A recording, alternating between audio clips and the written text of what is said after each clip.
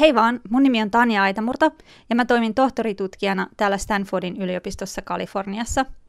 Mä väittelin pari vuotta sitten yhteiskuntatieteiden tohtoriksi sieltä tiedotusopilaitokselta Tampereen yliopistosta. Ja mä tutkin joukkoälyn käsitettä, eli sitä, että miten voidaan netissä yhdistää ihmisten tietoa, taitoa, kokemuksia yhteiskunnalliseksi hyväksi, eli esimerkiksi journalismin kautta tai sitten demokraattisissa prosesseissa esimerkiksi joukkoistamalla lainvalmistelua. Joukkoäly perustuu käsitykseen siitä, että mitä suurempi ihmisjoukko ja mitä monipuolisempi osaaminen ja kokemus ja taito sillä joukolla on, niin sitä todennäköisempää on, että voidaan löytää tietoa tai voidaan päästä sellaisiin ratkaisuihin, mitkä olisi mahdottomia, jos meillä olisi vain pieni joukko asiantuntijoita, jotka olisi hyvin homogeenisia. Yksi esimerkki joukkoälystä journalismissa on tämä Ruotsista Svenska Dagbladet joukkoisti lukijoiltaan näitä asuntolainojen korkotietoja ja sai yli 50 000 ihmistä lähettää nämä korkotiedot, jotka esitettiin sitten kartalla. Ja sitä kautta tämä lehti sai sellaista tietoa, mitä se ei olisi muuten saanut, pankit ei suostu tällaista tietoa julkistamaan, ja samalla sitten lukijat pystyivät vertailemaan asuntolainojensa ehtoja ja korkoja toistensa kanssa. Ja tällaiset prosessit, joissa otetaan mukaan nämä netissä liikkuvat joukot mukaan journalismiin, niin mä kutsun sitä avoimeksi journalismiksi, ja mä esittelen tämän konseptin mun väitöskirjassa, joka löytyy sieltä Tampereen yliopiston tiedotusopilaitokselta muun muassa. Ja nyt sitten tähän tämän päivän agendaan tarkemmin, eli mä puhun 3 trendistä amerikkalaisessa journalismissa. Ja nämä 3 trendiä on joukkoistaminen, 360-asteinen videojournalismissa ja sitten tällaiset käsitteet kuin constructive journalism ja solutions journalism, jotka kääntyy suomeksi niin kuin ratkaisukeskeinen tai rakentava journalismi. Ja aloitetaan tästä joukkoistamisesta, josta jo tuossa äsken vähän puhuttiinkin. Eli joukkoistaminen on tosiaan tällainen verkossa käytettävä metodi, joka mahdollistaa tämmöisen hajautetun ongelmanratkaisun. Ja sillä voidaan hakea tietoa, ratkaisuja erilaisiin ongelmiin ja näin päin pois. Ajatus on se, että kuka tahansa voi osallistua, kellä tahansa voi olla se oikea tieto tai ratkaisu. Esimerkiksi täällä San Franciscossa, mun kotikaupungissa Kaliforniassa, paikallinen radioasema KQED, National Public Radion affiliaatioasema, joukkoistaa lukijoiltaan tämmöisten niin kuin terveydenhuoltoon liittyvien kulujen määriä, siis kustannuksia. Heillä on tällainen projekti kuin Price Check, ja täältä sivuilta sitten sinne voi lähettää tietoa, esimerkiksi kuinka paljon on maksanut flunssarokotteesta tai kuinka paljon on maksanut kolonoskopia, ja näin päin pois, koska täällä Yhdysvalloissahan vaihtelee hirveästi nämä erilaisten terveyskustannusten hinnat ja vaihtelee myös sitten sillä perusteella, että mitä kunkin vakuutus korvaa, koska ei ole mitään julkisia terveysvakuutuksia, toisin kuin Suomessa.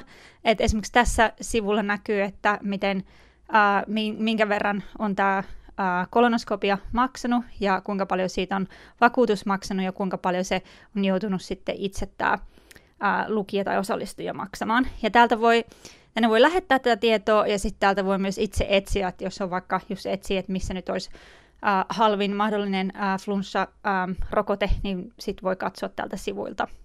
Toinen esimerkki joukkoistamisesta on tällainen niin kuin, faktan tsekkaus, jossa ei joukkoisteta sitä faktan tsekkaamista, vaan sitä tarkistusta, vaan sitä, että journalistit pyytää lukijoita lähettää erilaisia väitteitä toimitukseen ja sitten toimittajat selvittää, että onko ne totta vai valhetta. Ja nyt esimerkiksi vaalien aikaan Washington Post on nyt sitten nimennyt, niillä on koko vuoden ympäri siis tämä Fact Checker-sivusto auki, mutta nyt se on Election Fact Checker. Ja tässä näkyy, että kun ne tarkistaa aina näiden ehdokkaiden Hillary Clintonin ja Donald Trumpin esittämiä väitteitä, ja sitten täältä näkee, antaa niinku pisteitä tai itse asiassa Pinocchio-leimoja näille kandidaateille sen mukaan, että kuinka paljon ne on puhunut totta ja kuinka paljon ne on valehdellut, niin tästäkin nyt näkee, että Hillary Clinton on selvästi valehdellut vähemmän ja sitten Donald Trump on valehdellut noin niin kuin 1,5 kertaa enemmän. Ja idea on siis se, että lukijat jos lukija jää vaivaamaan joku, että no olikohan toi tilasto totta, että vaikka pääministeri siteerasi tätä ja tätä tilastoa, niin sitten se voi lähettää sen tiedon sinne toimitukseen ja sitten toimittajat selvittää. No sitten kolmas esimerkki joukkoistamisesta on The New York Times-lehden viime keväänä julkistama tämmöinen selvitys orjakaupasta Yhdysvalloissa 1800-luvulla. Tämä oli tosi kiinnostava juttu ja kiinnostava tapaus siis siinä mielessä, että silloin 1800-luvulla myytiin satoja orjia tämän Georgetown yliopiston tukemiseksi. Eli tämä yliopisto oli tämmöiset katoliset jesuittajuuret, ja sitten nimenomaan näillä jesuitoilla oli näitä orjia näillä plantaaseillaan tai farmeillaan etelävaltioissa. Ja nyt sitten tämä yliopisto, Georgetownin yliopisto tarvitsi lisää niin kuin resursseja, ja sitten tämä orjakauppa tehtiin tämän yliopiston hyväksi. No nyt sitten niin kuin satoja vuosia myöhemmin on tämmöiset digitaaliset, monia tämmöisiä historiallisia tietoja on digitalisoitu, ja nyt sitten ihmiset voi mennä tutkimaan niitä arkistoja, että oliko siellä esimerkiksi omia esivanhempia, niin kuin nykyään keskiässä olevien isovanhempia siellä orjien joukossa, jotka myytiin sitten sinne sitä Georgetownin yliopistoa tukemaan. Ja The New York Times julkaisi jutun, jossa se selvitti tätä asiaa, tai niin kuin selvitti tämän historiallisen tapauksen, ja sitten pyysi lukijoita menemään sinne arkistoihin tutkimaan, että löytyisikö sieltä heidän sukulaisiaan, ja sitten pyysi ottamaan yhteyttä sinne toimitukseen, että jos sieltä löytyi jotain yhteistä oman historiansa tai esi-isien kanssa. No tällä jutulla oli tosi kiinnostavat lopputulokset. Sinne tuli ihan valtavasti yhteydenottoja sinne toimitukseen, ja sieltä monet löysi niin kuin omia sukujuuriaan sieltä digitaalisista arkistoista, ja sitten nämä New York Timesin toimittajat sitten haastatteli joitain näiden orjien jälkeläisiä, ja ne on tosi kiinnostavia ne jutut. Esimerkiksi tässä kuvassa on tällainen henkilö kuin Sandra Green Thomas, jonka esivanhemmat näkyykin noissa valokuvissa taustalla. Ja että hänelläkään ei ollut aikaisemmin tietoa, että nämä esivanhemmat oli nimenomaan myyty tämän yliopiston tueksi.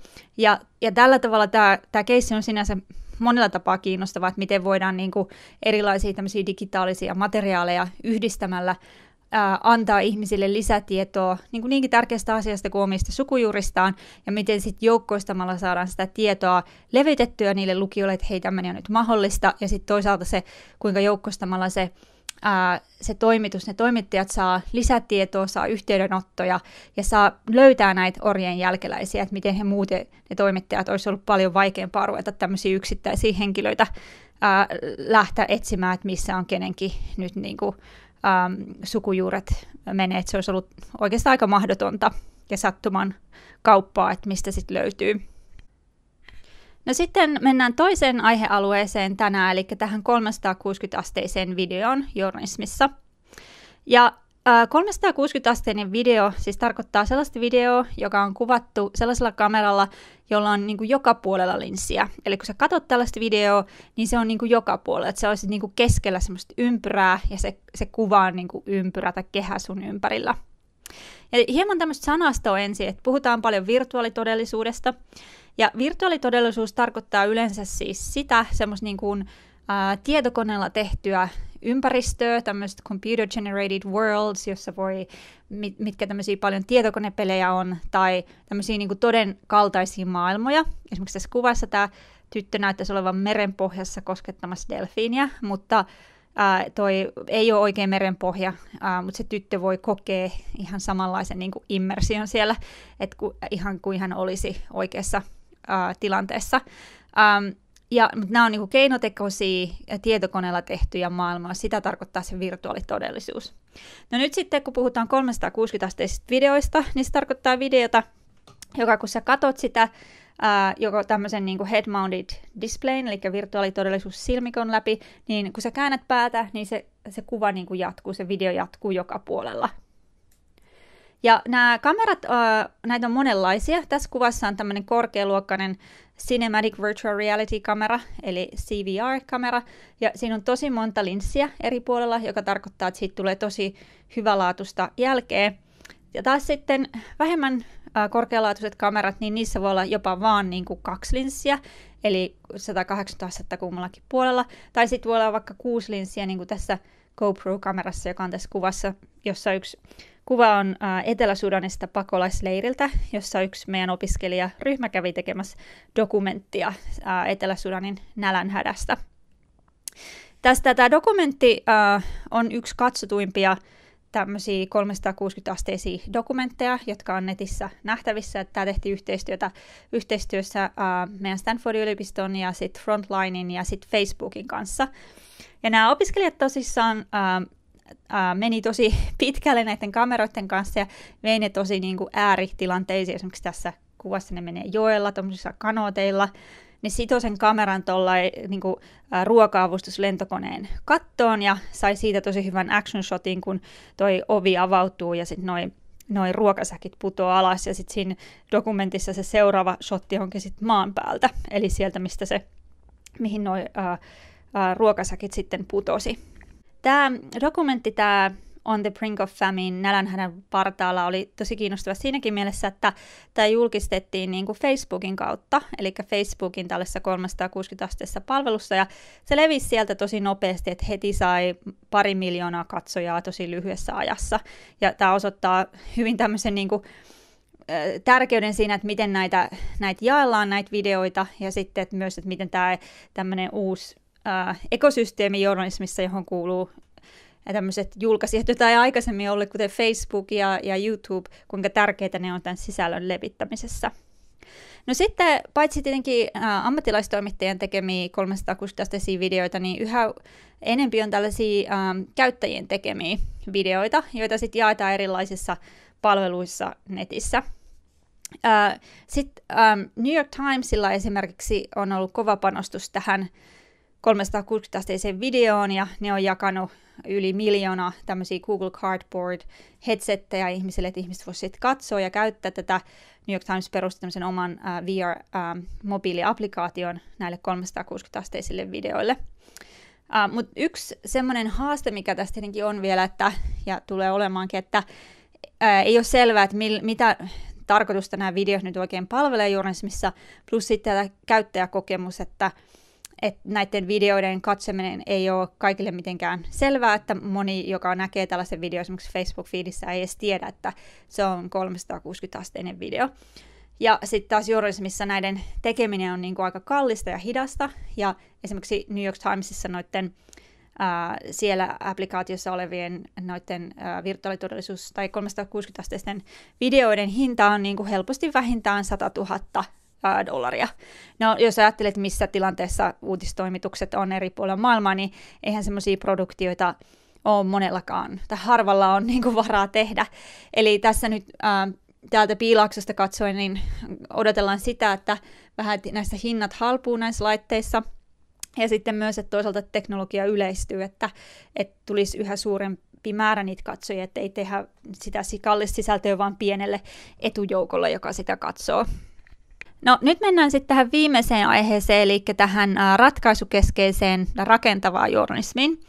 Ja tästä on oivallinen esimerkki täällä mun kotikaupungissa San Franciscossa oleva San Francisco Homeless Project, eli kodittomuusprojekti. Että tässä kaupungissa on ihan räjähtänyt käsiin tämä kodittomuusongelma, että kodittomia asuu kadulla, teltoissa, niin kuin tässä munkin kotikadulla. Kodittomuuteen liittyy paljon huumeiden käyttöä, prostituutiota ja ampumista. Et esimerkiksi tässä mun kadun kulmassa on ihan parin viime kuukauden aikana ammuttu useita ihmisiä. Ja joko niin kun poliisi on ampunut kodittomia tai sitten joku muu on ammuskellut toisiaan. Ja tämä kodittomuus siis johtuu osittain täällä siitä, että täällä on niin kun valtava kasvubuumi tällä alueella teknologian takia. Ja niin kuin asuntojen vuokrat nousee yli 200% vuodessa, mikä tarkoittaa, että yhä harvemmalla on varaa asua täällä. Ja tosi moni joutuu kodittomaksi, että häädetään kotonsa tai koko talo puretaan, että tulee uutta rakennusta tilalle ja näin päin pois. Ja ihmiset päätyy sitten kadulle. No mitä sitten journalismi tässä voi tehdä? Ja tämä tilanne on siis pahentunut vuosikausia, ja totta kai siitä on tehty satoja juttuja, paikalliset lehdet ja valtakunnalliset lehdet. Mutta nyt sitten tänä kesänä 70 uutisjulkaisua täällä Pohjois-Kaliforniassa päätti, että lyödään hynttyyt yhteen ja ruvetaan nyt tekemään tällaista projektia yhdessä, jossa yhteistyössä nyt kaivetaan kaikki esiin tästä kodittomuusaiheesta, ja eikä pelkästään raportoida sitä, että mikä se ongelma on, vaan etsitään myös ratkaisuja siihen. Ja siitä tulee tämä nimi Solutions Journalism tai Constructive Journalism. Ja mikä on kiinnostavaa, siinä aloitti niin tämmöiset ydinjulkaisut ensin, esimerkiksi San Francisco Chronicle, joka on siis alueen päälehti, ja siihen liittyy valtavasti muita lehtiä, ja sitten tämä on niin kuin levinnyt useaseen muuhun kaupunkiin. Täällä Yhdysvalloissa tämä sama ajatus, koska kodittomuus on muuallakin ongelma. Ja mikä on tosi kiinnostavaa niin kuin näiden perinteisten journalististen normien ja käytänteiden kannalta, on se, että tässä niin kuin pusketaan niin kuin uudenlaiselle yhteistyön alueelle journalismissa. Että nämä ei pelkästään tee niin kuin juttuja sillä tavalla, että nyt kaikki nämä 70 lehteä tai radio nyt keskittyy tähän kodittomuusasiaan, vaan ne myös niin kuin julkaisee toistensa juttuja omilla sivuillaan, eli syndikoi niitä. Niin kuin tässä keskimmäisessä streamissa näkyy tämä story. Siinä tosiaan näkyy, että missä tuo jutuotsikko, missä se on julkaistu, esimerkiksi Mashable, Video Voice, Al Jazeera Plus ja näin päin pois. Ja sitten on suuri keskitys tähän ratkaisuihin. Esimerkiksi tässä streamissa näkyy, Solution Streamissa näkyy Could Algorithm Predict Who Gets Housing, Mother Jones. Eli niin kuin, musta on tosi kiinnostavaa se, että tämmöiset isot kilpailevatkin niin kuin uutisjulkaisut, ne rupeaa yhteistyöhön, kun tulee vastaan tämmöinen näin iso yhteiskunnallinen ongelma, näin iso sosiaalinen ongelma, jota ei pystytä niin kuin muuten ratkaiseen. Ja tietenkin ajatus tässä on se, että kun saataisiin niin kuin tarpeeksi tätä asiaa käsiteltyä lehdissä ja mediassa, ja ihmiset osallistuisi ja lukisi näitä juttuja, niin samalla sitten sit tulisi näitä tämmöisiä ratkaisuja myös tälle asialle, niin sitten myös poliitikot kokisivat semmoista painetta tehdä jotain, koska nämä on yhteiskuntapoliittisia ratkaisuja, joilla tämmöistä asunnottomuusongelmaa voidaan ratkaista, eli sehän on poliittisesta tahdosta kiinni. Ja että jos ajattelee, mä mietin, että mikä voisi Suomen tilanteessa olla vastaavanlainen, voisi olla esimerkiksi tämä Suomessa noussut rasismiongelma, että jos esimerkiksi Aamulehti ja Helsingin Sanomat ja mitä muita lehtiä Suomessa nyt onkaan ja Yle rupesi yhteistyöhön, että nyt perataan tätä rasismiasiaa, etsitään siihen taustaa, etsitään siihen nykytilannetta, etsitään ratkaisuja. Ja sillä tavalla niin kuin haastetaan koko yhteiskunta ja nimenomaan sit poliittisia päättäjiä, että hei, nyt tarvitaan ratkaisuja, että ei voida päästä Suomeen enää huonompaa jamaa. Että niin kuin täällä San Franciscossa nyt nämä uutislehdet tekee. Tässä oli siis lyhyesti 3 journalismin trendiä Yhdysvalloista, eli joukkoistaminen, 360-asteinen video ja sitten tämmöinen ratkaisukeskeinen journalismi.